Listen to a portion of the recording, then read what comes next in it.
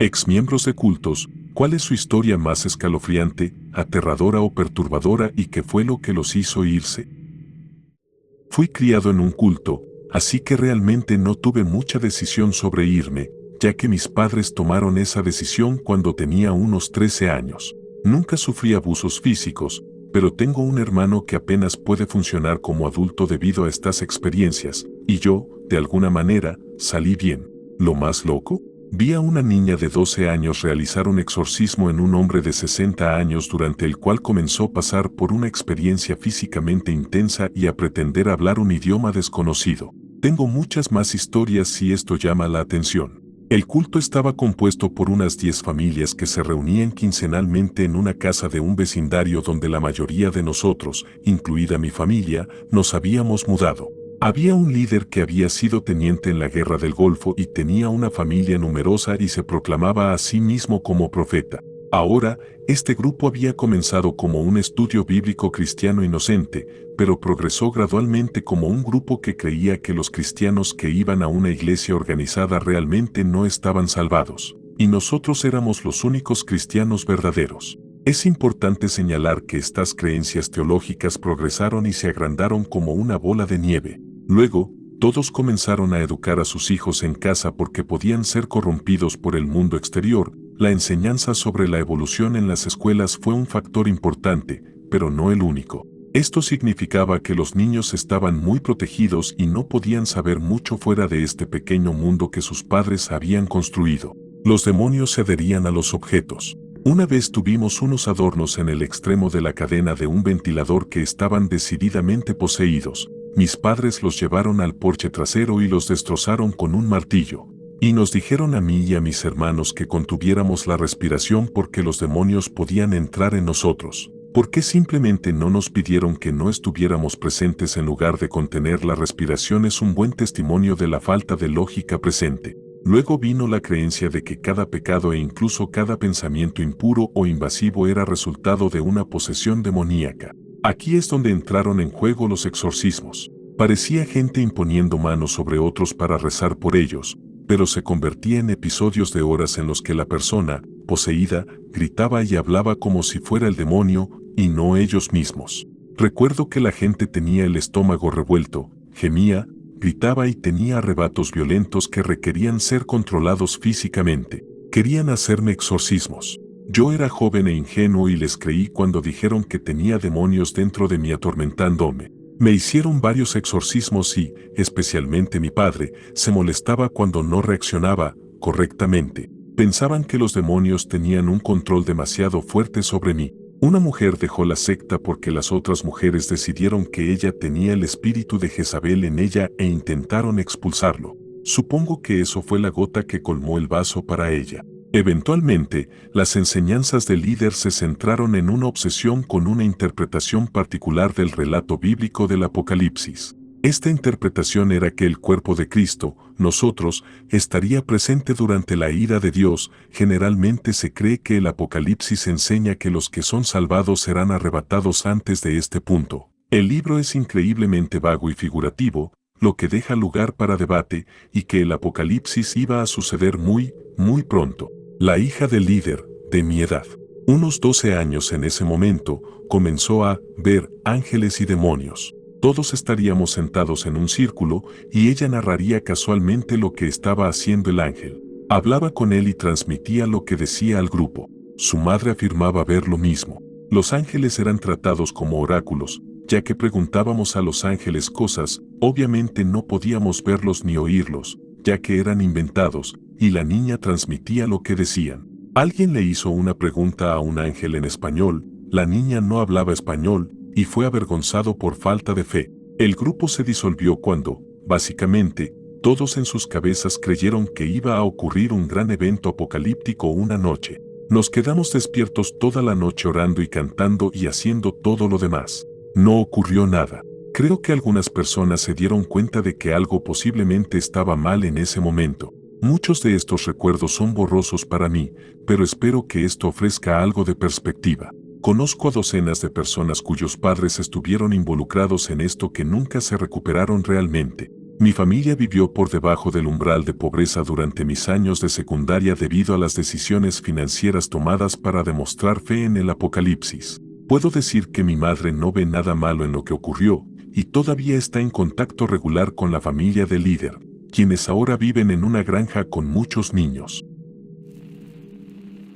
Me enviaron a un culto religioso cuando tenía solo 12 años. Mis padres pensaban que el lugar era una especie de campamento de detención religioso para adolescentes problemáticos. Había sido acosado en la escuela, pero no se lo dije a mis padres ya que eran muy estrictos y emocionalmente abusivos. Allí nos alimentaban con comida donada, a menudo caducada. Nos decían que simplemente cortáramos las partes mohosas cuando trabajábamos en la cocina. Todos siempre estarían haciendo algún tipo de trabajo, ya sea en la cocina, limpiando los diferentes dormitorios, cuidando a los animales del granero, que también quiero mencionar. Terminaron con la vida de 2 caballos porque ya no podían permitirse alimentarlos u otras tareas. Si no podían pensar en un trabajo para ti, o si te metías en problemas, te hacían arrastrar madera en círculos durante 2 horas o hasta todo el día. Casi no dormía para nada, ya que tenía pesadillas y ansiedad todo el tiempo. Eventualmente, la privación del sueño, el agotamiento, la depresión y la ansiedad fueron suficientes y me atraparon haciéndome daño a mí mismo. Me dijeron que podía arrepentirme y enfrentar castigo, o mis padres podían recogerme y llevarme a la sala psiquiátrica de un hospital en un pueblo a unos kilómetros de distancia. Bueno, elegí salir de ese infierno. Me dijeron que había tomado la decisión incorrecta y me hicieron todo tipo de amenazas religiosas. Mis padres me gritaron todo el camino al hospital, diciendo que había arruinado mi vida y que era una decepción y demás. Durante mi evaluación psicológica, respondí todas las preguntas de los doctores y demás y la doctora me dijo que no era el primero de Freedom Village en aparecer allí en el hospital y me dijo a mí y a mis padres que no había absolutamente nada malo conmigo y que podía irme a casa y volver a la escuela y retomar mi vida antes del culto, por así decirlo. Varios años después, mi madre todavía dona dinero a ese agujero infernal del que escapé y reuní el valor para hablar. Le dije que el lugar era un culto malvado para lavar cerebros, pero ella no me creyó. De hecho, pensó que el lugar me había ayudado porque cuando llegué a casa ya no actuaba mal, cerraba la boca, iba a la escuela y a la iglesia y regresaba a casa, agradecido de dormir en una cama caliente y comer comida que no estaba podrida. Probablemente esto quede en el olvido, así que quizás solo aquellos realmente interesados se encuentren con esto. Recientemente terminé mi compromiso de ayudar a un grupo budista durante 1 año y medio. Estoy siendo vago en mis descripciones para no delatar a nadie aquí. El proceso fue de miedo y manipulación. El monje a cargo anticipaba posibles amenazas de personas que iban en contra del budismo e indirectamente hacía maniobras defensivas contra tus posibles movimientos, como hablar de tus defectos con otros, lo cual era muy persuasivo y potente para cambiar tu percepción hacia alguien de manera negativa. Había una presión radical para quedarse. El grupo aún estaba en etapa de expansión, ya que estábamos construyendo mucho y así podíamos reclutar más miembros. Tenías que quedarte 12 horas al día, 7 días a la semana. No se permitían quejas y eso está bien, pero recibías una gran desaprobación si pedías un día libre. Tuve bronquitis 3 veces en un periodo de 1 año trabajando así. Los fundamentos del budismo enseñan principios morales básicos como no matar, no mentir, etc. Corregí al monje principal, quien era muy hablador, respecto a una mentira que estaba diciendo a un monje principiante para persuadirlo a quedarse. El monje principal repitió la mentira y me miró directamente a los ojos con disgusto. La razón por la que me quedé fue porque di mi palabra de que lo haría por un cierto tiempo. Una vez que ese tiempo terminó, me fui, pero no podía decir que me iba porque eso le daría al monje principal la oportunidad de empezar a influir en mí para que me quedara más tiempo. Lo hizo una vez cuando quise irme después de 3 meses y me dio un discurso que resultó en que me sintiera sin valor a menos que me quedara allí. Al final no conté mis planes personales a nadie, para que el monje principal no se enterara como mencioné anteriormente. No había gratitud, solo un sentido de derecho por parte del monje principal. Se sentía con derecho sobre tu vida. Además, al monje principal lo habían expulsado de algunos monasterios en Asia por monjes muy mayores y respetados debido a que viajaba con una mujer muy joven. Esto es cultura monástica ortodoxa, por lo que era muy mal visto, pero él no cambió su comportamiento. Nadie en el país al que se trasladó sabe sobre esto. Yo sí sabía, pero nunca lo dije. Lo veía como un benefactor, porque me había ayudado cuando estaba en el extranjero, aunque no tenía mucha fe en él. Lo veía como un igual debido a lo de la chica, y sentía que sería algo bueno ayudar a construir una ermita, un edificio pequeño tipo capilla. No esperaba que las cosas se convirtieran en un ambiente tan insalubre una vez que comenzamos a construirla. La joven estuvo con él los últimos 9 meses que estuve allí. Se ponía muy rara si otra joven llegaba a la ermita y el monje principal se volvía ultra protector con la chica e indirectamente atacaba a las nuevas jóvenes de varias maneras, hasta que se iban a pesar de las buenas intenciones de las recién llegadas. Miro todo esto hacia atrás y francamente estoy desconcertado por todo ello porque no puedo darle sentido ni encontrar una buena explicación para todo. No estoy pidiendo ninguna, no creo que haya lógica en la situación. Hora de confesar, soy un ex líder de culto. Aquí hay algo de contexto. Siempre pensé que las personas realmente exitosas en la vida no eran las que podían hacer cualquier cosa, sino las que podían hacer que otras personas hicieran cualquier cosa. Así que estudié actores, teleevangelistas y todo eso. Fui monaguillo solo para poder observar al predicador local. Hoy en día trabajo como consultor en contra de personas que eran como yo. Armé un kit de detección para usar contra personas que eran como yo. No es definitivo, pero puede darte una idea aproximada de con qué estás tratando. Si respondiste sí a alguna de estas preguntas, te recomiendo encarecidamente que te salgas lo más rápido que puedas de ese culto. ¿Te están aislando? Los cultos funcionan con una especie de dinámica familiar. El aislamiento da lugar a la dependencia. A menudo comenzábamos con una cálida bienvenida y gradualmente nos volvíamos fríos. Si aprendes a odiarte a ti mismo, aprenderás a trabajar por aprobación. ¿El líder tiene poderes especiales? El clarividente Peter Popoff tenía poderes de curación. David Cores decía que era Jesús. Las personas creen en las cosas que exhiben las cualidades que desean. Reclutan a personas que están solas de alguna manera. Los pobres, hambrientos, adictos a las drogas o deprimidos son ideales para esto. Esto vuelve a la dependencia de crianza. Existe un miedo muy real de volver a las viejas costumbres en el momento en que dejas tu sistema de apoyo. También les da a personas como nosotros una manija para agarrar y manipular. ¿Te están quitando tu ropa, hábitos o pasatiempos? Desgastar la identidad es un aspecto central de la propiedad. Para reducir el disenso, es bueno asegurarse de que te estés adhiriendo a todos los símbolos del grupo. ¿Exhiben una mentalidad de nosotros contra ellos? Comparar y contrastar ayuda a dar forma y solidificar la identidad. También te permite cuestionar a las personas. La capacidad de activar y excluir a otros miembros para obtener aprobación es un fuerte motivador. Estoy seguro de que en este punto estás detectando un patrón aquí. Encuentra a alguien solitario. Diles que son especiales y amados. Preséntales un sistema de apoyo que luego los colmará de afecto. Fomenta la dependencia. Desgasta gradualmente su ego o sentido de autoestima. Reconstruye su identidad como miembro del culto. Utiliza la vergüenza, la culpa y la paranoia como un gancho para atraerlos. Para concluir, lo que ocurre con las personas que se unen a los cultos es que no son estúpidas. Están desesperadas, tristes y asustadas, claro, pero no son estúpidas. Lo peligroso de las personas inteligentes es que pueden empezar a creer en su propia propaganda. No muchas personas pueden rebatirles, y no les agrada escuchar la palabra no. Cuando estaba en primer año de universidad, uno de mis compañeros de habitación y mejor amigo desde tercer grado, fue a una reunión de un grupo juvenil cristiano en el campus llamado Standing in the Gap. En ese momento yo era bastante religioso, viniendo de un trasfondo de la Iglesia de la Comunidad de Cristo, así que decidí acompañarlo una noche para ver qué era lo que tanto le entusiasmaba.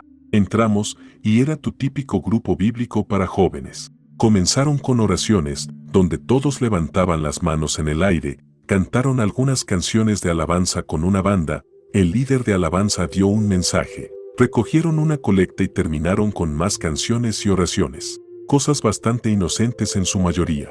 Me pareció un poco extraño eso de levantar las manos, pero bueno, así son algunas iglesias. Decidí ir regularmente, casi sin faltar a ninguna reunión. Cuando faltaba, generalmente era por deberes o estudios que necesitaba hacer. Sin falta, recibía una visita o una llamada después preguntándome dónde estaba y diciendo que me echaban de menos. Me pareció un poco extraño, pero bueno, eran todas personas amables. Me involucré más, comencé a salir con una de las chicas que asistía allí, y las cosas estaban bastante bien por un tiempo. Pensé que me estaba acercando más a Cristo. Podía pasar tiempo con mis nuevos amigos, tenía muchas personas con quien estudiar, las cosas iban bien. Incluso decidí que me iba a rebautizar. Había sido bautizado a los 8 años en la iglesia de mis padres, pero en ese entonces no sabía lo que hacía, al menos así lo racionalizaba, en el próximo retiro que iban a tener. La noche antes de que todos nos fuéramos para el retiro, tuvieron una reunión de oración en la iglesia grande, y todos los que íbamos estábamos obligados a asistir. No parecía gran cosa, pensé. El resto de la congregación solo quería conocernos a todos, y yo ya había estado allí antes para noches de juegos y conciertos. Así que llegamos a la reunión de oración, y había muy pocos otros miembros de la congregación allí. Los que conocí eran agradables, un poco entrometidos, pero no pensaba mucho en ello. Estaba acostumbrado a hablar con personas mayores en la iglesia. Luego me cayó la bomba. Comenzaron a hablar en lenguas durante sus oraciones. Creciendo en la iglesia de mis padres, que también podría considerarse una secta, pero eso es un poco diferente en mi mente, me enseñaron que el hablar en lenguas era algo muy raro, y que cuando se hacía, tenía que haber una traducción para que se considerara de Dios. El líder de nuestro pequeño grupo reconoció mi vacilación con las lenguas, y me llevó aparte y lo explicó como un lenguaje especial de oración que solo surgía cuando uno estaba profundamente sintonizado con el Espíritu durante la oración. Luego me preguntó si quería orar con él para recibir el don. Sin saber qué hacer y dándome cuenta de que se suponía que me bautizaría en este grupo en los próximos días, acepté. Estaba un poco asustado, pero seguí adelante. Me dejé llevar por el momento, incliné la cabeza y él puso su mano en la parte trasera de mi cabeza. Mientras oraba, comenzó a cambiar lentamente sus patrones de habla y luego pasó a un completo disparate, hablando en la serie más horrible de cosas sin sentido, zumbidos y balbuceos. Después de unos 20 minutos de su oración con su mano todavía en la parte trasera de mi cabeza, volvió de inmediato al inglés y me dijo que empezara a orar. Así que lo hice, un poco asustado, pero decidido a sentir el espíritu, empecé a inventar tanto disparate como pude pensar, y comencé a susurrar en lo que sonaba como parcel de Harry Potter. Recuerdo haber tomado activamente la decisión de hablar de esa manera, y funcionó. Después de decir amén, me abrazó con lágrimas en los ojos y dijo bienvenido al rebaño. En ese momento, realmente estaba disgustado. Había pagado $100 para ir a este retiro y no iba a echarme atrás ahora. Así que me fui a casa, reflexioné sobre ello y concluí que esto era normal y que simplemente había aprendido mal mi espiritualidad. Me desperté por la mañana, terminé de empacar mi maleta y salí. El retiro fue más de lo mismo que habíamos estado haciendo, pero esta vez en la naturaleza. Las cosas parecían inocentes y la gente actuaba como si nada raro hubiera pasado la noche anterior en la iglesia grande. Siguiendo sus señales, lo ignoré. Alrededor de las 5 de la tarde, salimos para los bautizos. Éramos 4 los que nos bautizábamos, y fue algo estándar. En el nombre del Padre, del Hijo y del Espíritu Santo, amén. Luego una inmersión en el lago. Después de haber sido bautizados, entramos a secarnos y luego a cenar.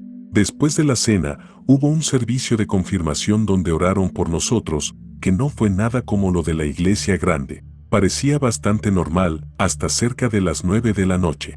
Una vez terminamos todo, sacaron algunos juegos de mesa para quienes querían jugar, luego ofrecieron otra habitación para oraciones. No recuerdo cómo la llamaron, pero poco a poco, todos terminaron en esa habitación. La gente simplemente se levantaba a mitad de turno y entraba allí, y no salía. Yo fui uno de los últimos en entrar, y me quedé asombrado cuando lo hice. La habitación estaba completamente oscura. Todos estaban vestidos, así que no había nada raro que yo pudiera decir. Pero todos estaban bailando, prácticamente gritando en su lenguaje de oración. Entre personas haciendo eso, otros practicaban la imposición de manos para sanar a personas con diferentes problemas. Era extremadamente incómodo. La gente comenzó a profetizar sobre el futuro, volviéndose completamente locos. Yo mismo caí víctima de esto, envolviéndome en todo lo que estaba sucediendo. Al parecer, predije que 2 personas se casarían y tendrían un hijo juntos. Claro, ya llevaban saliendo 2 años en ese momento, pero la gente lo consideró un veredicto divino de que tenía que suceder. Terminaron casándose y teniendo un hijo, así que tengo un acierto en mis profecías. Para las 3 de la mañana, todos estaban agotados y en sus propias camas. Cuando todos nos reunimos para desayunar, no se dijo ni una palabra sobre la noche anterior. La gente afirmaba que no había pasado nada cuando les preguntaba, nadie tenía recuerdo de ello. Estaba completamente desconcertado. Para cuando terminó el año escolar, un par de semanas después, la gente estaba haciendo planes para visitarse durante el verano. Yo los evitaba casualmente, diciendo que tenía que visitar a mi novia que vivía a 9 horas de distancia o trabajar la mayoría de los fines de semana. Parecían creerlo, pero aún así me llamaban una vez a la semana para salir y tener estudio bíblico con los que estaban en mi área. Cuando regresé a la escuela en otoño, rompí con mi novia dentro de la primera semana de estar de vuelta. Descubrí que me había sido infiel todo el verano y estaba bastante deprimido. Fui a la casa del líder de los jóvenes y él estaba horrorizado de que mi ex y yo hubiéramos tenido encuentros íntimos durante el verano. Le dije que pensaba que estábamos enamorados, etc., y él no lo aceptó en absoluto. Me advirtieron que mis acciones no eran buenas y que tenía que arrepentirme. Pasé las primeras 3 semanas en problemas con ellos. Después de unas semanas, uno de mis otros amigos del colegio me invitó a un evento en su lugar, la Casa de la Fraternidad, para jugar Halo. Pensé que no había ningún daño en eso, así que fui. Resultó ser un evento de reclutamiento. Les dije que pensaba que las fraternidades eran tontas, pero todos los chicos eran geniales y disfruté pasar el rato con ellos. Regresé a mi lugar, sin pensar mucho en ello, y vinieron con una oferta para unirme a la fraternidad. Después de hablarlo con algunas personas en el pasillo que eran parte de la hermandad estudiantil y explicarles todo lo del asunto de la iglesia y que me pusieron en la mira, pensé que les preguntaría su opinión. Así que fui a la reunión semanal de la iglesia y me dijeron directamente que las fraternidades eran malvadas, que solo me usarían como una máquina de hacer dinero, que estaría comprando amigos bajo la vigilancia del diablo, y que esa era mi segunda y última advertencia. Me dijeron que aún era bienvenido a adorar con ellos, pero solo tenía que tomar una decisión. Encontré esto muy hipócrita, ya que había un par de chicas de la sororidad en el grupo, aunque no por mucho tiempo después de eso. Me quedé allí, atónito, y dije, si van a ser tan hipócritas, prefiero unirme a la fraternidad. Al menos ellos asumen sus estereotipos, y salí por la puerta. Nunca volví. Intentaron que mi amigo, quien originalmente me hizo unirme, me rechazara, pero él no aceptó hacerlo. Les dijo que intentaría convertirme de nuevo, nunca lo intentó. El pasado noviembre, él fue el padrino en mi boda. Seguí adelante y me uní a la fraternidad y nunca me arrepentí. Ellos me salvaron de ese culto. Fui criado por testigos de Jehová. Ciertamente no son una secta como Templo del Pueblo, pero son mucho más controladores que una iglesia típica. Están obsesionados con la idea de que su fe es la única religión verdadera, los miembros se refieren a la religión como la verdad, y que el apocalipsis es inminente. Los testigos de Jehová básicamente viven con una visión del mundo de nosotros contra ellos, donde imaginan que son las únicas personas buenas y que el resto del mundo está gobernado por el diablo. Predican para intentar salvar a las pocas personas buenas de este mundo satánico. Me fui simplemente porque las doctrinas no tenían sentido para mí, y no estoy seguro de si algún evento en particular se destaca como especialmente extraño, pero hay mucho sobre su fe que no es del todo normal. Tienen un sistema pseudo-legal que investiga y castiga a los miembros por romper reglas como no tener relaciones fuera del matrimonio, no fumar, no recibir transfusiones de sangre, etc. Incluso tienen una regla que establece que no se permite divorciarse y volver a casarse a menos que tu cónyuge pierda la vida o te engañe. Entonces, si una pareja casada de testigos de Jehová se divorcia, básicamente es un enfrentamiento para ver cuál de los dos inicia una nueva relación primero, y es rechazado por ello. Luego, el otro será libre para volver a casarse. Los pecados por los que te expulsan, término oficial para ser rechazado, son muchos, incluyendo la mala conducta sobre tus gustos de cualquier tipo, celebrar festividades, votar o expresar afiliación política, fumar o usar drogas, y muchas otras cosas. Hay innumerables otras cosas, como decir groserías, darse autoplacer, ver películas que ellos calificaban como satánicas, que no son tan castigables, pero aún se consideran incorrectas, Y la religión ejerce tanta influencia en tu vida como sea posible, esperando que leas literatura de la iglesia o asistas a reuniones varias veces a la semana. La religión también tiende a producir niños muy sobreprotegidos. Conozco a muchos niños de testigos de Jehová que han sido educados en casa y básicamente no tienen idea de cómo funciona el mundo real. En su mayoría, tienden a obtener trabajos de medio tiempo y dedicar el resto de su vida a predicar de puerta en puerta. Incluso los niños que no son educados en casa terminan teniendo problemas en la escuela, porque no pueden ponerse de pie para el himno nacional, participar en actividades relacionadas con festividades en clase, y se les desalienta unirse a clubes o equipos deportivos o incluso tener amigos fuera de la religión.